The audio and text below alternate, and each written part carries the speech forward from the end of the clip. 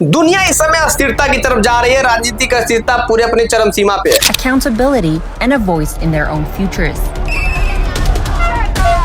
वही चीज मेडागास्कर के साथ भी हुआ। मेडागास्कर अफ्रीका का एक ऐसा देश है जहाँ बिल्कुल ही ज्यादा से ज्यादा जंगल ही है और चौथा सबसे बड़ा महाद्वीप है। वहाँ पे हुआ क्या है कि इस समय वहाँ के राष्ट्रपति एंड्री राजोलिना जो है वो वहाँ से छोड़ करके भाग चुके हैं, किसी अज्ञात जगह पे आ चुके हैं। अब समस्या ये है, पहले इंडोनेशिया, उसके बाद श्रीलंका, उसके बाद नेपाल और अब बारी है मेडागास्कर की। इसके पीछे का रीजन क्या है, आखिर क्यों ऐसा हुआ? होता क्या चीज है कि 25 सितंबर को वहाँ की जनता उनके खिलाफ आंदोलन की शुरुआत करती है। Morocco to Indonesia.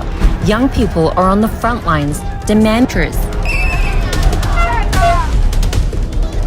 25 तारीख को वहां की जनता जो बिजली कटौती और भ्रष्टाचार को लेकर के और पानी की किल्लत को लेकर के आवाज उठाना शुरुआत होता है। अब वहां के राष्ट्रपति को लगता है ये नॉर्मल मुद्दा है, लेकिन इस मुद्दे को अगर वो शायद सीरियस लिए होते तो आज बच गए होते। 29 सितंबर के दिन क्या करते हैं कि वो सरकार को बर्खास्त कर देते हैं, लेकिन वहां की जनता मानने को तैयार नहीं थी। उनका कहना है कि जो वहां के न्यायाधीश हैं, जो सांसद हैं, वो पूरी तरीके से इस्तीफा दें, लेकिन इस बात को राजोलिना मानने से इनकार कर देते हैं और फिर वहां पे जेनजी और ज्यादा वहां पे अट्रैक्टिव हो जाते हैं और उसके बाद तोड़फोड़ करना चालू हो जाता है। Indonesia.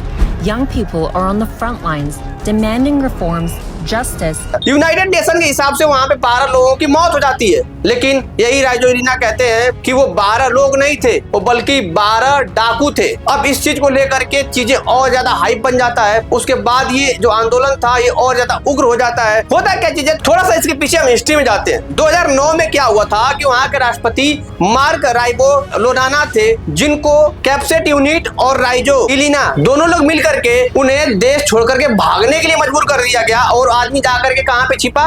साउथ अफ्रीका के अंदर। वही चीज सेम हुआ है एंड्रयू राजोलिना के साथ, और उस समय जो कैप्सेट यूनिट थी राजोलिना का साथ दिया और वही आज कैप्सेट यूनिट जो कि एक मिलिट्री की यूनिट है वहां पे, आज इनका साथ नहीं दिया, वो जनता के साथ दे दी और इनको भी देश छोड़ करके भागना पड़ा और अज्ञात जगह पे जाकर के छिपना पड़ा। देखिए मेडागास्कर जो कि एक बहुत ही गरीब देश है और करप्शन इंडेक्स में इसका 140वां स्थान आता है, तो पहले से समस्या इसकी रही है, लेकिन उस समस्या को देखते हुए सबसे बड़ा जो प्रॉब्लम आ रहा था, जो लोग गरीब होते हैं, जो उस चीज को फेस कर रहे होते हैं, उनको कुछ दिखाई नहीं देता, वो माइंड से बिल्कुल इरिटेटिव होते हैं और वही मेडागास्कर के साथ भी हुआ है। हम अगर यूनिट की बात करें, कैप्सेट यूनिट जो कि वहाँ के एक बहुत ही प्रतिष्ठित यूनिट है, उस यूनिट ने पूरा खेल किया है और अपना पूरा जो सत्ता है अपने हाथ में ले लिया है। कैप्सेट यूनिट के जो हेड है इस समय पिकुलस, सशस्त्र बलों के जो डिफेंस मिनिस्टर थे, उन्होंने उनको हेड बना करके पूरी चीजों को सौंप दिया है और आगे के लिए उनका जो पिकुलस है वो कहना है कि आगे हम कुछ दिनों के अंदर ही चुनाव करवाने वाले हैं, उसके बाद चीजें सामान्य हो जाएंगी। लेकिन अगर हम सामान्य दृष्टिकोण से देखें तो सामान्य दृष्टिकोण से